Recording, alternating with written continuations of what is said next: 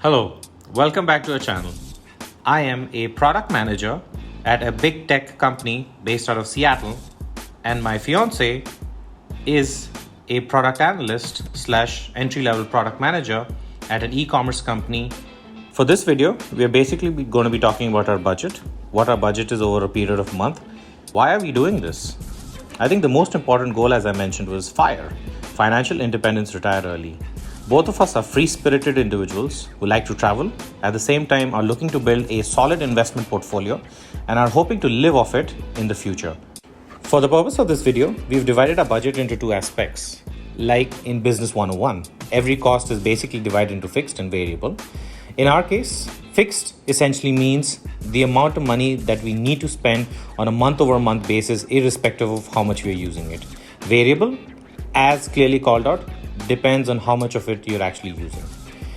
If you look at the budget slide that we have on, our fixed is essentially divided into three aspects. Could be more, and therefore we'll be changing over month basis. There's housing, is basically our rent at this point, and as we become homeowners, it'll be mortgage. B is definitely our utilities, but you might ask, hey, aren't utilities a variable? For this case, we've considered Wi-Fi and phone, which we will be charged irrespective of how much we use it. The third are the common subscriptions. Yes, I'm a big gamer, and hence in the slide, you might see a bunch of PlayStation Plus, Switch subscriptions. At the same time, I'm a job seeker and will always be, and hence the LinkedIn Premium subscription. Just an example of few. On the variable side of things, fun money. Everyone needs to have fun, and we have eked out a set of budget for this purpose.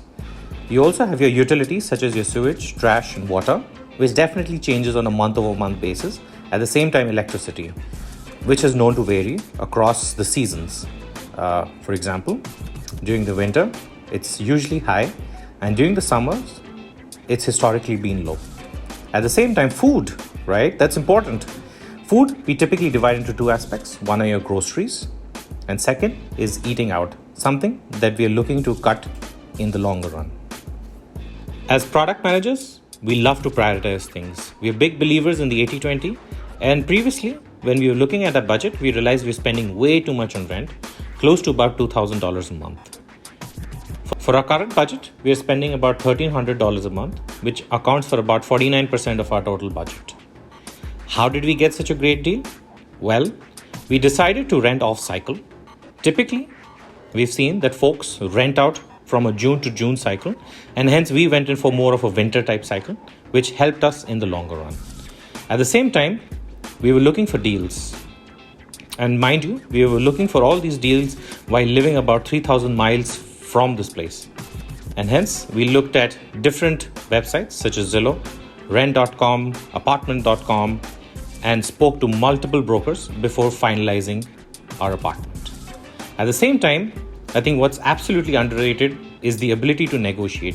You should always negotiate, as the folks who are handling this deal may have little wiggle room on the rent, but they can always add some sweeties to the deal. And since housing is our biggest expenditure, as I mentioned, we were especially interested in negotiating. So let me tell you about my personal experience. This apartment was originally about $1,700. It's a 1-bedroom, 1 bath, as simple as it can get.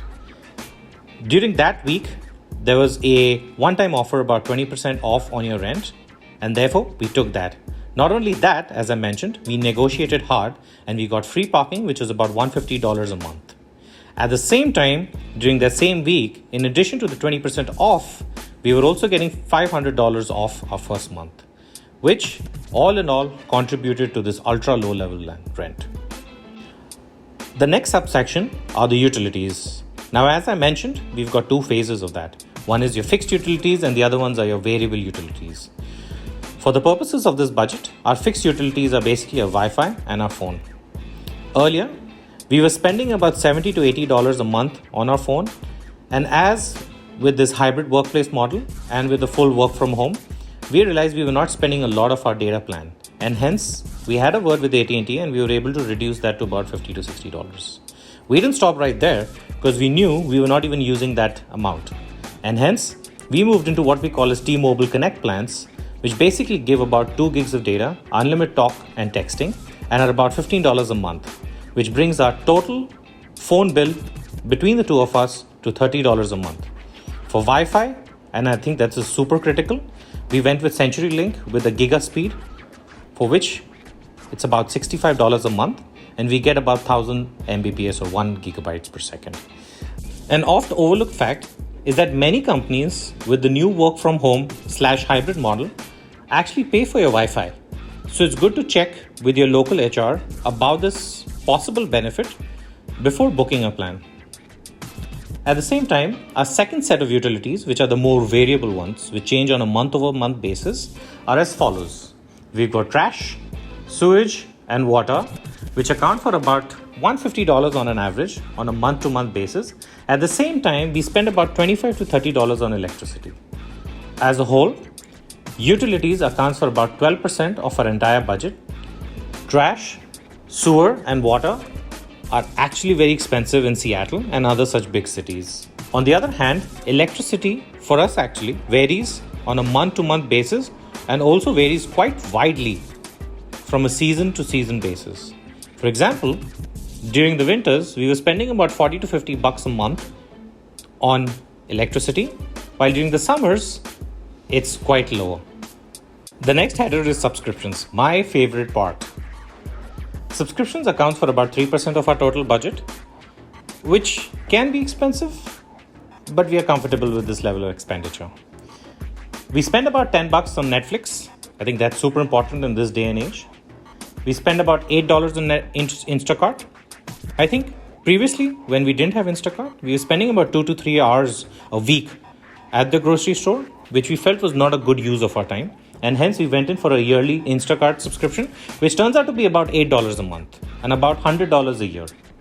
The third aspect is your PlayStation Plus, which is a subscription for free games on your PlayStation network. I absolutely adore this service, and I get free games on a month-over-month basis, which is absolutely phenomenal. Also, we spend about $2 a month on Google Drive, which gives us about 100 gigabytes of data.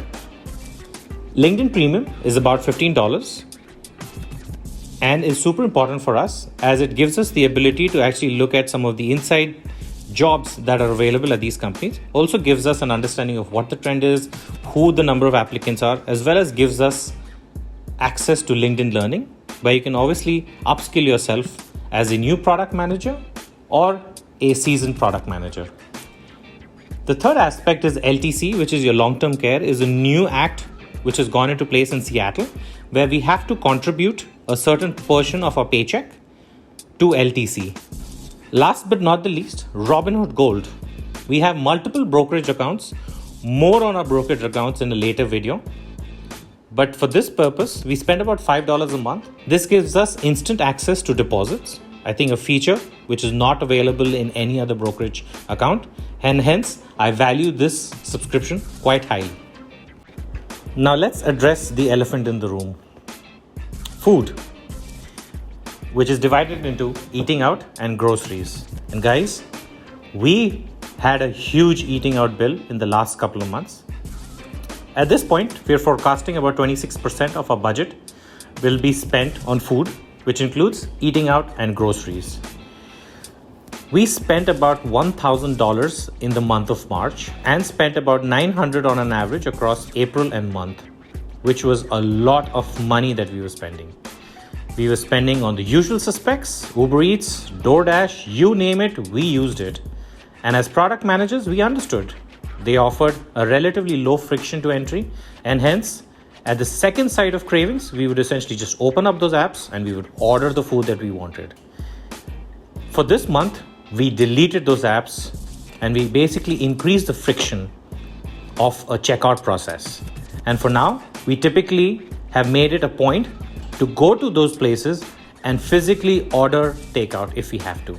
And that has reduced our budget, or I would say our bill, to about $275. And we are on the right track at this point. Since we've reduced our money on eating out, we've had to buff up our grocery budget. And hence, we've decided to use things like your private labels to reduce our grocery bill. At the same time, use things like your home brand from companies such as Kroger or QFC.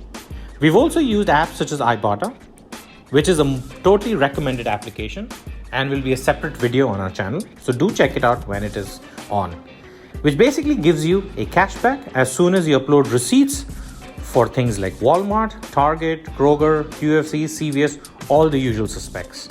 At the same time, we've also invested in credit cards, or we've applied to them, which give an additional cashback on the grocery budget. Things like your American Express Blue Cash give about 3%, and hence we solely use it for all our grocery needs. More on credit cards in a later video. At this point, we're spending about 26% on food across eating out and groceries, and we are happy with the progress that we've made and are looking to further reduce it in the coming months. The last aspect is the fun money. This is a more open-ended category, and we are looking to spend about $250 on a month, which accounts for about 10% of our total budget. Fun money can mean anything, and I think that's why we've kept it that way. We lead very stressful lives, and hence we need to unpack or decompress on a week or day-to-day basis. Typically we spend on travel, shopping, going out for movies, something which was not possible during COVID. But I guess as things open up, we foresee that we'll be spending some amount on this category. At the same time, on things like Uber, Lyft, we are not car owners, and hence we depend on Uber and Lyft as our primary mode of transportation. In addition, we also have Orga cards, which basically help us to get around the city relatively cheap. My company especially provides a benefit that gives me unlimited access to local public transportation for free. Thanks for watching our video. If you liked the video, feel free to comment, subscribe, and hit the bell notification. We would love to know about your comments and how we can improve going forward. Thank you, and we'll see you in the next video.